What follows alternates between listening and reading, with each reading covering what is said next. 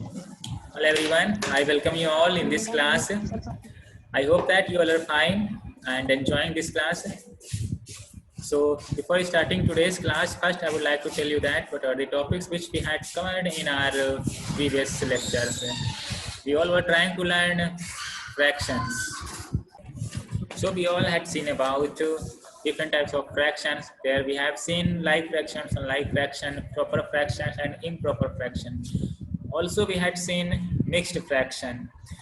Now in today's class we'll try to learn about our different types of fractions and their names. अपने different types of fractions के बारे में देखेंगे और ये देखेंगे कि अगर वो fractions लिखे हैं तो उनको और किन किन names से हम लोग जानते हैं. For that I'm going to write here. We have a fraction 1/2. इसको हम लोग रीड करने के लिए बोलते हैं 1/2 और इसका और भी नेम है. उसको हम लोग किस नेम से जानेंगे? इसको जानते हैं हाफ के नेम से. हाफ, ठीक है. इसको हम लोग शॉर्टकट में हाफ भी बोलते हैं. तो इसी तरीके से अगर हमारे पास में if we have 1/3, if we have 1/4, if we have 1/5, ठीक है. if we have 1/6, अगर ऐसी वैल्यूज होंगी तो इनको हम लोग किन किन नेम से जानेंगे, किन किन नेम से जानेंगे. तो चलिए, इट मीन्स दैट हम लोग आज क्या पढ़ेंगे. Today's topic is names of different fractions. Yes, different types के जो हमारे फ्रैक्शंस हैं उनको हम लोग किन किन नेम्स से जानते हैं और किन किन नेम से बोलेंगे. ठीक है. So you all have to note down all these things. इन सभी चीज़ों को आप लोग अपनी अपनी कॉपीज में नोट कीजिएगा ताकि इसको आप भूलें नहीं. Because in question will see these names. In question में हम लोग सिर्फ इन नेम्स को ही देखेंगे. तो जब भी हम लोग नेम्स देखेंगे तो हमें समझना पड़ेगा कि फ्रैक्शन के फॉर्म में हम लोग ऐसे लिखते हैं. So if half is given तो इट मीन्स दैट 1/2. अगर हमारे पास से 1/3 है so it means that we इसको हम लोग रीड करेंगे 1/3. 1/3 मीन्स ऊपर देखिए 1 लिखा है तो हम इसको लिखेंगे ऐसे 1 और फिर थर्ड, THIRD, 1/3. सिमिलरली ऐसे 1/4 है तो हम लोग इसको रीड करते हैं 1/4. तो जब भी हमारे पास कोई क्वेश्चन हो उसमें लिखा होगा 1/4 तो उसकी मीनिंग हम ये समझेंगे दैट इज 1/4. जब देखिए 1/5 है तो इसको क्या रीड करें? इसको रीड करेंगे 1/5. FIFTH, 1/5. सिमिलरली हमारे पास 1/6 है तो 1 के लिए तो 1 ही रीड करेंगे और 6 के लिए बोलेंगे 1/6. 1/6. इस तरीके से हम लोग अपनी वैल्यूज रीड करते हैं. ऐसे ही अगर हमारे पास 1/7 होगा तो बोलेंगे 1/7. 1/8 होगा तो उसे रीड करेंगे 1/8. इस तरीके से अपने नंबर हम लोग रीड करते हैं. ठीक है.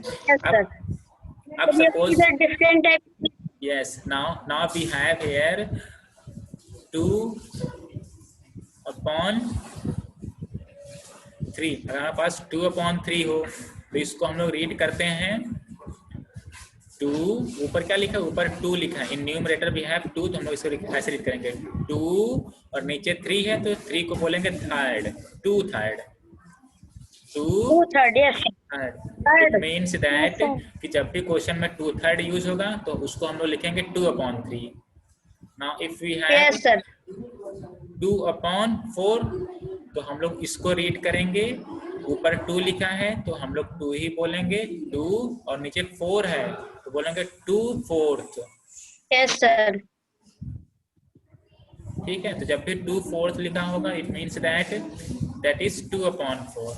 इन a similar way if we have 2/5, अगर हमारे पास 2/5 है तो इसको क्या रीड करेंगे? इसको रीड करेंगे 2/5. 5 के लिए क्या बोलते हैं? 5th. ठीक है.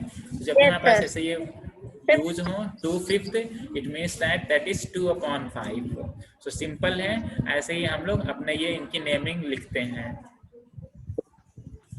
नाउ ऐसे ही अगर हमारे पास नेक्स्ट नंबर्स हो, सपोज वी हैव 3/4, तो इसको हम लोग क्या रीड करेंगे ये अभी देखना है। अगर हमारे पास 3/5 हो तो इसको क्या रीड करेंगे। सिमिलरली अगर हमारे पास 3/6 हो तो इसको क्या रीड करेंगे। ठीक, सो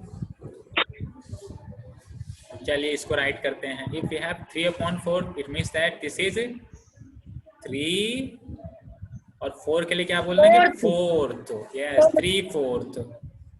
यस सर, 3/4। सिमिलरली 3/5 है तो 3 के लिए तो 3 ही बोलेंगे, और 5 के लिए 3/5। यस, गुड 3/5 होगा।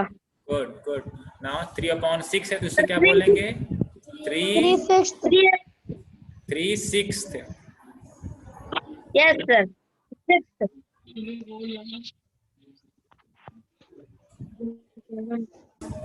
So here I have written some questions. You have to write the name.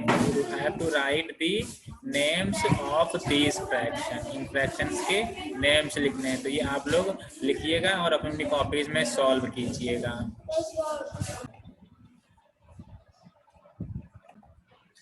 Next topic is our equivalent fraction. जो हमारा दूसरा टॉपिक है वो है इक्विवेलेंट फ्रैक्शन।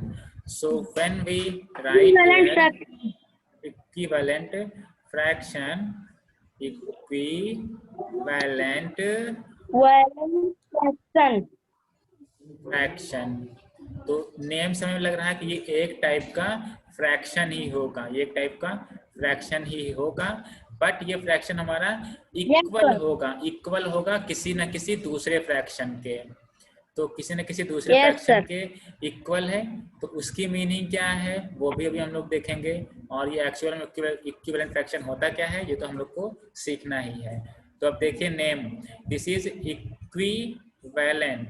तो अब ये इतना अगर हम लेते हैं वर्ड अपना, तो ये क्या बनता है, इससे एक जाना पहचाना हम लोग का वर्ड होता है इक्वल का।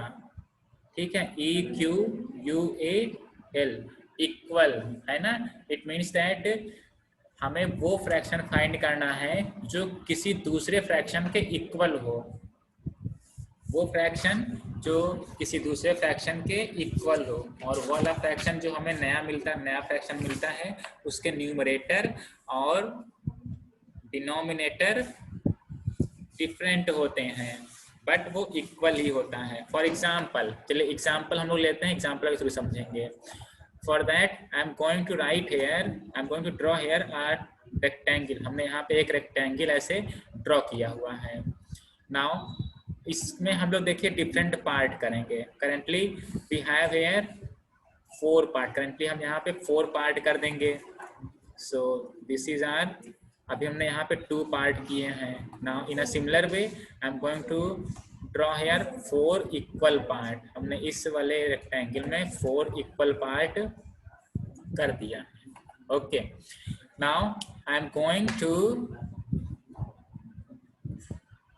Do some shaded portion. कुछ पोर्शन को हम लोग यहाँ पे शेडेड कर दे रहे हैं। सो सपोज दिस फ्रैक्शन,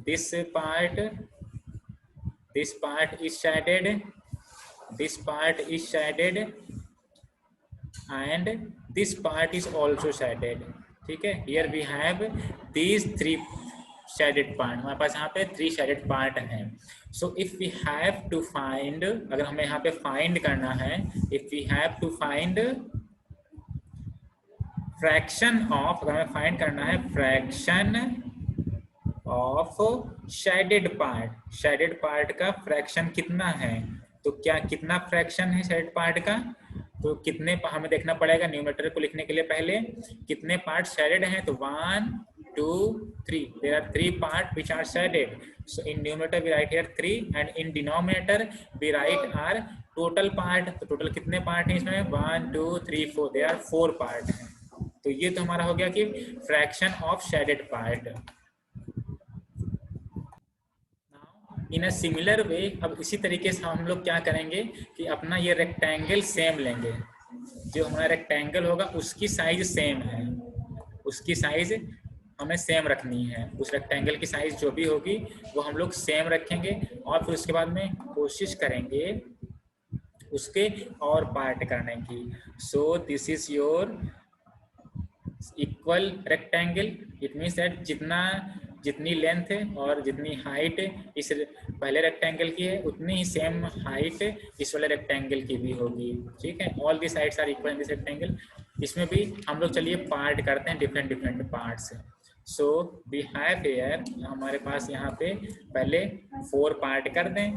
ठीक है, पहले तो इक्वल पार्ट कर दें, पहले सेम ही ऐसे हम बना दें अपने ये rectangle. So this is 4 part, इसमें हमने 4 पार्ट कर दिए हैं। इन अ सिमिलर वे हम लोग को इसमें 3 पार्ट शेड भी करना है, क्योंकि देखिए हमारे पास 3 पार्ट शेड भी हैं।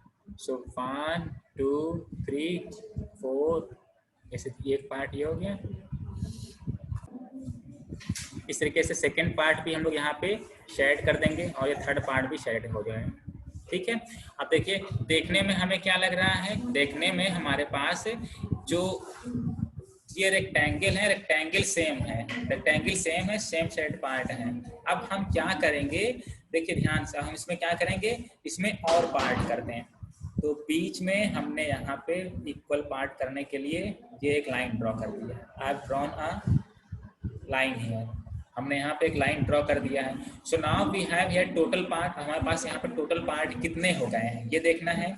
टोटल पार्ट कितने हो गए, 1 2 3 4 5 6 7 8, तो देयर आर टोटल 8 पार्ट। अब हमें देखना है कि फ्रैक्शन ऑफ शेडेड पोर्शन कितना है। तो देखिए 1 2 3 4 5 6, तो कितने हो गए, 6 पार्ट हमारे यहाँ पे शेडेड हो गए और टोटल पार्ट कितने हो गए, 8 हो गए हैं। ठीक है, तो 6/8, 6/8। तो अब ये जो हमें फ्रैक्शन मिला है, अब इस फ्रैक्शन में देखिए न्यूमरेटर डिफरेंट है। यहाँ पे न्यूमरेटर 3 था और यहाँ पे कितना हो गया 6। यहाँ पे न्यूमरेटर 4 था, यहाँ पे न्यूमरेटर थोड़ी, यहाँ पे डिनोमिनेटर 4 था, यहाँ पे डिनोमिनेटर 8 हो गया है ना। लेकिन जो एक्चुअल में ये फिगर है, फिगर ये सेम ही है, फिगर सेम ही है। बस क्या किया है हम लोगों ने कि एक ऐसे सपोज करिए ऐसे केक था, उस केक में हमने क्या किया है कि बीच में ऐसे सिर्फ चाकू से कट कर दिया है ना, और बाकी चीजें सब सेम ही हैं। तो इट मीन्स दैट 3/4 और 6/8 दोनों इक्वल हैं, इक्वल हैं दोनों, है ना, दोनों इक्वल हैं। तो हम लोग ऐसे लिख सकते हैं 3/4 इक्वल टू 6/8, 6/8। ठीक है, तो इस तरीके के जो भी हमारे पास फ्रैक्शंस होते हैं that is known as equivalent fractions. So it means that अगर हमें बताना है इक्विवेलेंट फ्रैक्शन तो कैसे बताएंगे, उसकी डेफिनेशन चलिए लिखते हैं। अब देखिए अब ये इक्वल कैसे होगा, तो इक्वल देखिए 3 है, अगर 3 में 2 से मल्टीप्लाई कर दें, अगर हम 3 में देखिए 2 से मल्टीप्लाई कर दें तो हमें क्या वैल्यू मिल जाएगी, हमें मिल जाएगी वैल्यू 6। कितना मल्टीप्लाई किया हमने, 2 से मल्टीप्लाई किया है। सिमिलरली अगर हम न्यूमरेटर में 2 से मल्टीप्लाई कर रहे हैं तो डिनोमिनेटर में भी आप 2 से मल्टीप्लाई करके देखिए कितनी वैल्यू आती है। तो अगर हम 4 में 2 से मल्टीप्लाई कर दें तो 4 2 जा 8, तो यही वो 8 वैल्यू है। तो सिंपल सी बात है कि जितना न्यूमरेटर में हम लोग मल्टीप्लाई करेंगे उतना ही डिनोमिनेटर में भी मल्टीप्लाई करेंगे, तभी हमारा ये इक्विवेलेंट फ्रैक्शन बनेगा। ठीक है, तभी हमारा ये इक्विवेलेंट फ्रैक्शन बनेगा। तो सिंपल है इन टाइप के क्वेश्चन को सॉल्व करना, आप लोग आसानी से सॉल्व कर सकते हैं। ठीक, अब इसी तरीके से ये तो हो गया कि ओनली वन इक्विवेलेंट फ्रैक्शन। इसी तरीके से हम लोग बहुत ढेर सारे इक्विवेलेंट फ्रैक्शन फाइंड कर सकते हैं फाइंड। ठीक है, तो अब देखिए अगर हमें और फाइंड करना है तो उसकी मीनिंग क्या है कि चलिए वही फाइंड कर लेते हैं। तो अगर हमें सेकेंड इक्विवेलेंट फ्रैक्शन फाइंड करना है तो वो कैसे फाइंड करेंगे, तो अब इसी वाले रेक्टेंगल में हम कर देने जा रहे हैं, बीच में एक लाइन और ड्रॉ कर देंगे, फिर उसके बाद में आप देख के बताइएगा कि कितने हमारे पास टोटल पार्ट हैं और कितने हमारे पास इसमें शेडेड पार्ट हैं। तो ये हमने एक और लाइन ड्रॉ कर दिया है। ठीक है, now how many total part here, total part अब कितने हो गए हैं, तो काउंट कीजिए। देखिए 1 2 3 4 5 6 7 8 9 10 11 12 टोटल पार्ट आर 12 पार्ट। और हमारे पास यहाँ पे 12 पार्ट हो गए हैं। और कितने शेडेड पार्ट हैं? 1 2 3 4 5 6 7 8 9 9 है शेडेड पार्ट और टोटल पार्ट हमारे पास है 12। सो 9/12। अब ये हमारे हो गए 9/12। तो this is also equal, this fraction is also equal, ये भी इक्वल है। ठीक है, क्यों इक्वल? क्योंकि हमें देख के लग रहा है कि yes figure is same, figure same है, सिर्फ हम उसको टुकड़े और कर दे रहे हैं। ठीक, तो अब अगर आपको इसमें देखना है तो अब इसमें देखिए क्या किया गया है। अब इसमें क्या किया गया है, 3/4 हमारे पास था, तो 3/4 ये वैल्यू कितनी आ गई है, ये ऐसे 9 आई है। तो 9 कब आएगी? जब हम लोग 3 में 3 से मल्टीप्लाई करेंगे। जब हम लोग 3 में 3 से मल्टीप्लाई करेंगे, इट मींस न्यूमरेटर में अब 3 से मल्टीप्लाई किया गया है तो 9 आ गया। तो न्यूमरेटर में अगर 3 से मल्टीप्लाई है, देखिए डिनोमिनेटर में अगर हम 4 से मल्टीप्लाई करें तो ये वैल्यू आएगी। देखिए 4 × 3 कर दें तो कितनी बोलिए, 4 3 जा 12। यस, आ रही वैल्यू। न्यूमरेटर में जितने से मल्टीप्लाई करेंगे उतने में ही डिनोमिनेटर से मल्टीप्लाई करना पड़ेगा, तभी हमें इक्विवेलेंट फ्रैक्शन मिलेगा। ठीक, तब आपको ये अंदाजा लग गया होगा कि अब पहले हमने 2 से मल्टीप्लाई किया, फिर 3 से मल्टीप्लाई किया। अगर ऐसे नेक्स्ट इक्विवेलेंट फ्रैक्शन चाहिए तो 4 से मल्टीप्लाई कर देंगे, ऊपर भी नीचे भी। अगर फिर और चाहिए तो फिर 5 से मल्टीप्लाई कर देंगे, 6 से मल्टीप्लाई कर देंगे, है ना। इस तरीके से हम लोग अपना इक्विवेलेंट फ्रैक्शन फाइंड करते हैं। तो इक्विवेलेंट फ्रैक्शन की अगर डेफिनेशन देखनी होगी तो डेफिनेशन क्या होगी कि the fraction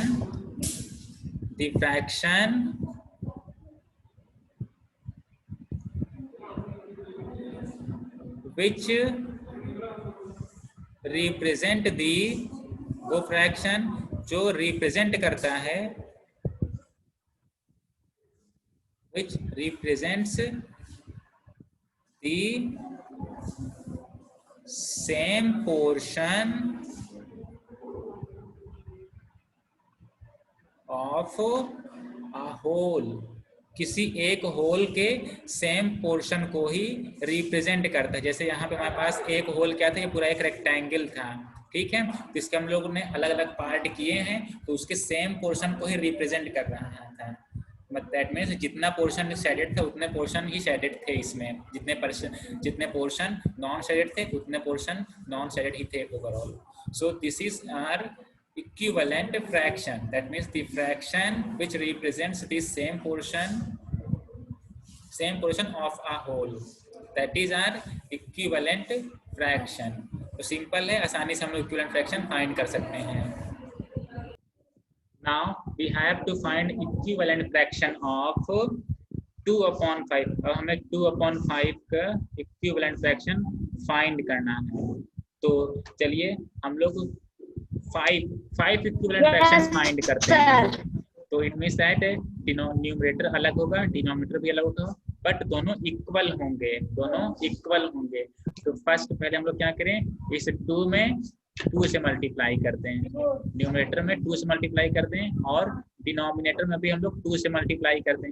सेम नंबर से मल्टीप्लाई करना होता है। तो 2 को जब 2 से मल्टीप्लाई करेंगे तो 2 जा 4, 5 को 2 से मल्टीप्लाई करेंगे तो 5 2 जा 10। So 5/10, this is our first equivalent fraction। और ये किसके इक्विवेलेंट है? 2/5 के इक्विवेलेंट है, ठीक है। Now similarly हमें सेकेंड चाहिए, ठीक है, सेकेंड चाहिए। चलिए सेकेंड हम लोग फाइंड करते हैं इक्विवेलेंट फ्रैक्शन। अभी हमने 2 से मल्टीप्लाई किया था, हाँ हम किससे मल्टीप्लाई कर दें नेक्स्ट? 4 से मल्टीप्लाई कर दें नेक्स्ट हम लोग 4 से या फिर 3 से मल्टीप्लाई करें, 1 बाय 1 चलते हैं। 2 से मल्टीप्लाई किया, अब 3 से मल्टीप्लाई करेंगे न्यूमरेटर और डिनोमिनेटर में। तो जब हम लोग 3 से मल्टीप्लाई करेंगे so what we get here, 2 3 जा 6, 12, 2 3 जा 6, 5 3 जा 15, ठीक है। It means 6/15 sir also are equivalent fraction। इसके इक्विवेलेंट है 4/10 के और 2/5 के इक्विवेलेंट है। yes, any confusion? so now our third equivalent fraction, अगर हम लोग को थर्ड इक्विवेलेंट फ्रैक्शन अब फाइंड करना है तो आप उसको कैसे फाइंड करेंगे वो भी चलिए हम लोग देख लेते हैं। तो अभी हम लोगों ने 2 से मल्टीप्लाई किया, 3 से मल्टीप्लाई किया। अब नेक्स्ट हम लोग को जो मल्टीप्लाई करना है वो चलिए 4 से मल्टीप्लाई कर देते हैं। So when we multiply by 4 in numerator, अगर न्यूमरेटर में 4 से मल्टीप्लाई करेंगे, देखते हैं क्या वैल्यू आएगी। डिनोमिनेटर में भी अगर हम 4 से मल्टीप्लाई कर दें तो क्या वैल्यू आएगी। ठीक है, दोनों जगह में 4 से मल्टीप्लाई करना पड़ेगा। तो ऐसे ही हम लोग अपने ये वैल्यूज फाइंड कर लेंगे। देखिए 2 into 4, 2 4s are 8. Now 5 into 4, 20. Good. It means that 8 upon 20. This is also an equivalent fraction. ये भी हमारा एक equivalent fraction है। और किसके equivalent है? 6 upon 15, 4 upon 10 और 2 upon 5. इन सभी के equivalent है। All the fractions are equal to each other. एक दूसरे के equal हैं और सभी सेम पोर्शन को ही शो करते हैं। इस तरीके से हम लोग अपने इक्विवेलेंट फ्रैक्शन फाइंड करते हैं। नाउ योर वर्क इज, आपका ये वर्क है कि आपको इसमें फाइंड करना है नेक्स्ट इक्विवेलेंट। ठीक है, नेक्स्ट इक्विवेलेंट आप फाइंड कीजिए और बताइए कि न्यूमरेटर और डिनोमिनेटर की वैल्यू फाइंड करने के बाद में क्या और वैल्यूज आएंगी। तो हमने 3 इक्विवेलेंट फाइंड कर लिए, अब 2 इक्विवेलेंट आप लोग को अपने आप से फाइंड करने हैं। तो फाइंड कीजिएगा। Now these were the equivalent fractions which we had find by the multiplication of numbers. Similarly in numbers को हम लोग divide करके भी अपने equivalent fraction find कर सकते हैं। देखिए 4 upon 10 है, इसका हमें equivalent find करना है। तो अगर हम 4 upon 10 है, इसमें अगर 2 से divide कर दें, किसे divide करें? 2 से अगर हम ऐसे divide कर देते हैं, ठीक है, तो वैल्यू क्या आ जाएगी? 4 को 2 से डिवाइड करने पे 2 आएगी और 10 को भी 2 से डिवाइड करना पड़ेगा। 10 को भी हमने 2 से ऐसे डिवाइड किया है तो वैल्यू हमारी 5 आ गई है ना। इन अ सिमिलर वे अगर हमें देखिए 6 upon 15 है, अब इसको किस से डिवाइड करना पड़ेगा? इसको हमें अब 3 से डिवाइड करना पड़ेगा। ठीक है, स्मॉल नंबर फाइंड करना है तो अब हमें 6 को 3 से डिवाइड करना पड़ेगा तो 2 आ जाएगा। सिमिलरली अगर डिवाइड कर रहे हैं हम लोग 3 से न्यूमरेटर में, तो डिनोमिनेटर में भी 3 से डिवाइड करना पड़ेगा। 15 को 3 से डिवाइड किया तो देखिए 5 आ गई है। इट मीन्स दैट हम लोग डिवाइड करके भी अपना इक्विवेलेंट फाइंड कर सकते हैं और मल्टीप्लाई करके भी इक्विवेलेंट फाइंड कर सकते हैं। So I hope that you all have enjoyed this class. Now if you have any confusion you can ask me. I'll try to give solution of all your queries. All the best and have a nice day. Thank you.